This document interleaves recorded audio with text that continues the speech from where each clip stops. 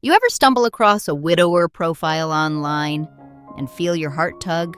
They seem kind, mature, maybe even safer than the rest.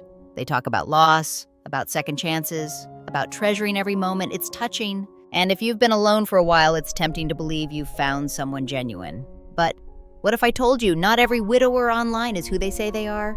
Stay with me, because today we're peeling back the curtain on a truth many over 50 never see coming. And before we dive in, if you want real talk about dating later in life, make sure you subscribe so you never miss the next conversation. Why widower profiles seem so appealing? Let's be honest with each other. When you're dating after 50, maybe after divorce or years of living alone, your heart isn't looking for games. You want sincerity, you want connection, and then you see a profile. A man who calls himself a widower. Instantly, there's a wave of compassion. You think he's been through loss. He must understand what it's like to value love. His pictures, they're often warm, sometimes even a little old-fashioned. No shirtless bathroom selfies, no flashy sports cars. Just him, maybe holding a dog or standing in front of a quiet home. And his words? Oh, they're good. He talks about how his late wife was his best friend, how he misses the feeling of coming home to someone. He might even say he's ready to love again. But this time, more deeply, more appreciatively. To us, that sounds safe. It feels respectful. We think, here's a man who's not afraid of commitment, who's already proven he can be a partner for life. It's easy to picture yourself with someone like that. You imagine cozy evenings, quiet conversations, someone who will hold your hand through the aches and challenges of getting older. And because the story of a widower is tinged with sadness, we drop our guard a little. We don't suspect bad intentions. This is exactly why these profiles can be so magnetic, and also why they can be dangerous. You see, some men who claim to be widowers online really are who they say they are. They've lived through real grief, and they're genuinely looking for companionship. But others, they know that saying they're a widower opens doors. It makes women feel safe, compassionate, and willing to trust quickly. And for a scammer, or simply a man looking for someone to take care of him, that's the perfect setup. Before you know it, you're sharing personal stories, maybe even personal details. And that instant trust that felt so warm at first can become the very thing that leaves you vulnerable. It's not about being cold or cynical. It's about understanding that in the online dating world, even at our age, stories are easy to write, pictures are easy to find, and emotions are easy to play on. In the next part, I'm going to share the subtle red flags you might miss when talking to a widower online, the ones that can save you weeks, months, and even heartbreak. The red flags you might miss now. Let's talk about what most people overlook. Because here's the thing, but the danger isn't in the obvious. It's in the subtle. When a man tells you he's a widower, your heart instinctively goes soft. We picture a quiet man sipping coffee alone, maybe still wearing his wedding ring out of habit. And if you've been through loneliness yourself, you relate. You want to relate. But here's where we have to be careful. The first red flag, the too perfect story.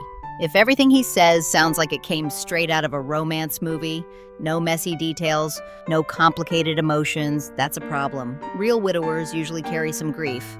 They don't always have polished speeches about moving on, ready to go.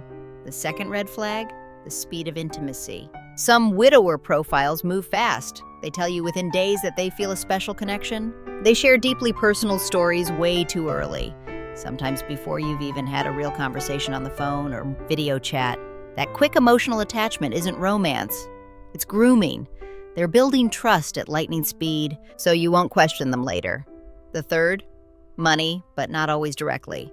The clever ones don't start by asking for cash. Instead, they plant seeds. Maybe they hint at financial strain, a medical bill, a problem with their late wife's estate, a business deal gone wrong, or they tell a heartbreaking story about a trip. They plan for their late wife and how they wish they could take you somewhere special. It's emotional bait. Then there's the avoidance of meeting in person or constant excuses to delay. They might claim they live far away, are traveling for work, or have family obligations. Real widowers, they might take time to meet, but they will make it happen if they're truly interested. And here's a tricky one, the overuse of flattery. Now, we all like a compliment, but If a man you've never met in person is telling you you're the most amazing woman alive, or the only one who truly understands him within days or weeks, he's not falling in love. He's working you. Sometimes the biggest red flag is simply a feeling in your gut, that little twist that says something's off. Maybe the details of his stories don't line up. Maybe he avoids certain questions. Maybe his sadness feels rehearsed. The truth is, the scammers, and yes, even the opportunists, have learned that widower is a magic word. It lowers defenses, especially for women over 50 who want stability and companionship. And before you know it, you're sharing personal details, opening your heart, and maybe even imagining a life together, all before you've seen any proof that he is who he says he is. It's not about becoming paranoid. It's about slowing down, paying attention, and remembering that your kindness is a gift, and not everyone deserves it. In the next part, we'll talk about what happens when the story doesn't quite add up, and how you can spot the cracks before it's too late. When the story doesn't add up. You know that feeling when you're listening to someone, nodding along, but deep inside you think, wait, that doesn't sound right. With some so-called widower profiles, that moment comes sooner than you expect. Maybe it's something small at first. He tells you his wife passed away about 2 years ago, but a few weeks later he slips and says it's been 3, or he mentions a place they used to travel, but when you bring it up later, he acts like he's never said it. Little cracks like that aren't always innocent.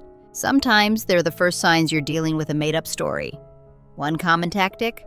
Overcompensation.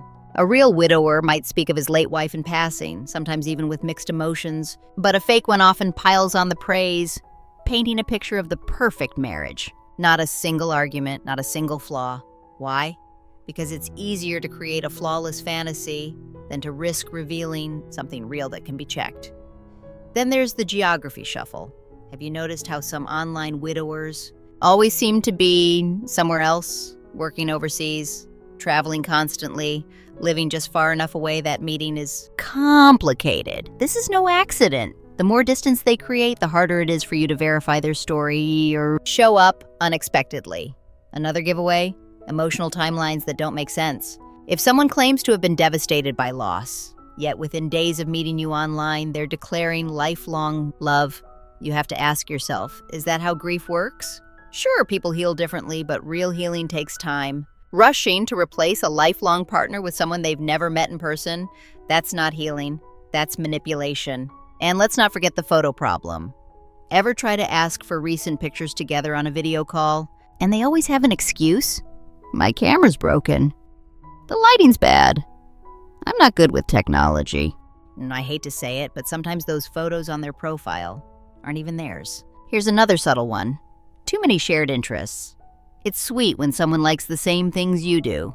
But if every single hobby, every single food, every single vacation dream is exactly the same, that's not compatibility. That's mirroring, a manipulation tactic to make you feel an instant bond. The saddest part? By the time you notice the inconsistencies, you might already be emotionally invested. And when our hearts are involved, our brains don't want to see the truth. We tell ourselves, maybe I just misunderstood. Maybe I'm being too suspicious. But ignoring the cracks is how we get hurt. If you're dating online after 50, especially with someone claiming to be a widower, you need to give yourself permission to ask the awkward questions. Where exactly do you live? Can I meet a family member? Can we have a video chat today? A real man with nothing to hide will welcome your curiosity. A fake one will get defensive, dodge the question, or suddenly vanish. And yes, sometimes disappearing is the answer. You need it all along. In the next part, we'll talk about how to protect not only your heart, but also your bank account. Because emotional scams have a way of becoming financial ones, and it can happen faster than you think. Protecting your heart and your wallet. By the time we reach our 50s, 60s, or beyond, most of us have lived through enough to know love can be both beautiful and dangerous. And yet, when it comes to online dating, even the most careful among us can get caught in something we never saw coming. Especially when the person on the other side of the screen wears the widower label like a badge of honor. So, how do we protect ourselves? Not just emotionally, but financially. First, slow everything down. Scammers thrive on speed. They know that the faster you feel a deep emotional connection, the less time you have to ask questions, notice red flags, or double-check details. If someone is rushing you into commitments, declarations of love, or big life plans, that's your cue to pump the brakes. Second, keep the romance online until you have proof.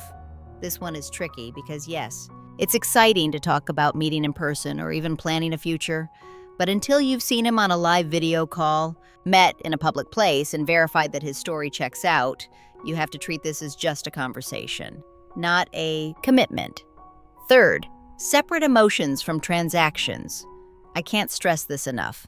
The moment money enters the picture, the relationship changes. If he needs a small loan to fix his car, help with medical bills, or fly to meet you, even if it's just for now, that's a line you can't uncross. Real love waits. Scammers don't. Fourth, involve a trusted friend. When we're in the glow of new romance, we see what we want to see. A friend, a sibling, or even an adult child might catch something you missed. Share his profile. Tell them what he said, and see if it all makes sense from the outside. Fifth, trust your gut. You know that quiet voice inside that whispers, something's off? Listen to it. That voice is made of decades of lived experience. If something doesn't sit right, even if you can't prove it, step back and watch what happens. And here's something many don't realize. Scammers aren't always after just big money. Sometimes it's smaller requests, $50 here, $100 there, that add up. Or it's getting you to share personal details they can use later, your address, your mother's maiden name, even your pet's name. That information can be used to steal more than just your heart. One last thing, don't be afraid to walk away without closure. Good people want to explain themselves, make sure everything ends on a clear note. But with a scammer, waiting for closure is a trap. If you've seen enough to know this isn't real, you can close the door and lock it without a goodbye. Remember, you've worked too hard for too many years to let someone waltz in and take what you've built. Your peace, your dignity, and yes, your bank account are worth protecting. In the next part, I'll share my final thoughts and a reminder that while there are bad actors out there are also genuine hearts still looking for love, just like you. So, here's the truth. Not every widower profile online is a scam. Some are real people, carrying real loss, just hoping to find someone to share their next chapter with. But the sad reality is, some wear that title as a disguise, using your compassion as a doorway to your trust and your wallet. If this story made you pause, made you think twice, or even reminded you of your own experience, then I hope you'll share it. Not just for you, but for the friend who might be just one sweet message away from being hurt. And if you want more real talk about dating, love, and protecting yourself after 50, hit that subscribe button and stay with me, because we're in this together.